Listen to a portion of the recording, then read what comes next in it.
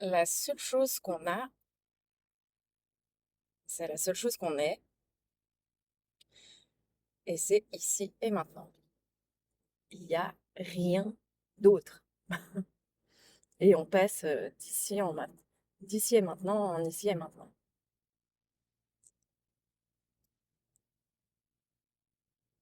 C'est important de bien observer ça, de bien le valider, qu'il n'y a pas d'autre chose que ici et maintenant.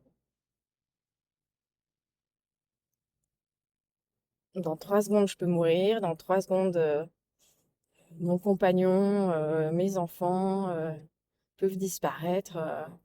On prend pour acquis que on a le temps et que demain ressemblera pour un certain nombre de caractéristiques à aujourd'hui.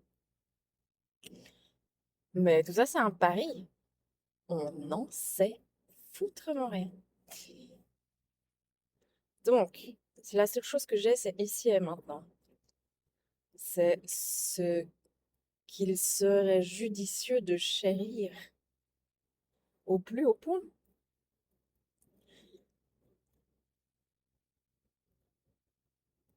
de le célébrer, d'en faire une fête. Peu importe ce qui s'y passe. Au moins, il se passe un truc. Parce qu'après, on ne sait pas ce qui se passe. En tout cas, il y en a qui disent savoir. Moi, j'en sais rien. Après, une fois que il n'y a plus de corps pour vivre l'ici et maintenant. Donc, à chaque fois que je suis en train de me dire, une fois que j'aurai ça, une fois que ça sera passé, une fois que ça se sera transformé, une fois que telle personne sera entrée ou sortie de ma vie, que j'aurai changé de boulot, que je ferai ceci, enfin bref, je suis en train de dire que dans le futur, enfin, ce sera bien. Mais que moi, ici et maintenant, il lui manque des trucs. Il est pourri ici, il est moisi là, là, il me plaît pas. Ça, ça s'appelle pas chérir ici et maintenant la seule chose que tu as, la seule chose que tu es. Et cultiver cette clarté, pour moi, c'est une clarté. C'est juste vraiment faire un état des lieux et puis mettre l'église au milieu du village. Ça change beaucoup de perspectives, ça change vachement la donne, ça permet de... En tout cas, moi, ça m'a permis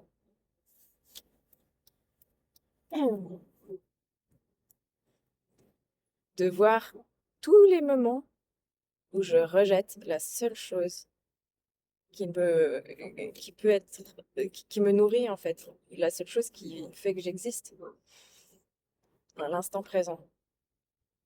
Et quand je le rejette, je suis malheureuse. Ça semble assez logique en fait.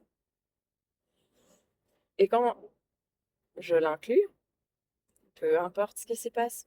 Et je suis tout à fait d'accord qu'il y a des moments, ce qui s'y passe, c'est challengeant pour se dire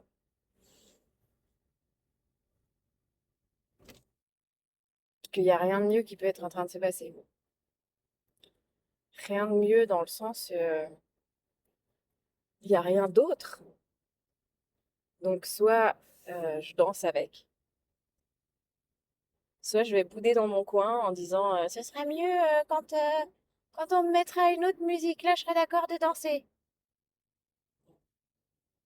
La musique, elle change tout le temps en plus. Alors deviens le danseur universel qui est prêt à danser sur tous les rythmes, tous les tempos, avec tous les partenaires. Et tu t'amuseras toujours en fait. Tu auras toujours du plaisir à la danse. Soyons honnêtes, ah, il y a des fois, ça casse un peu les pieds. Ben, danse avec le fait que ça casse les pieds. C'est une danse comme une autre. Ça s'appelle la danse des casse-pieds. C'est une danse parfois très malaisante, mais c'est une danse quand même.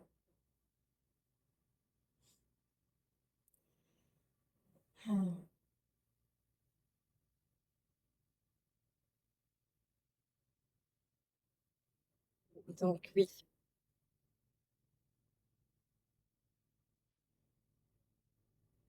à la bonne heure.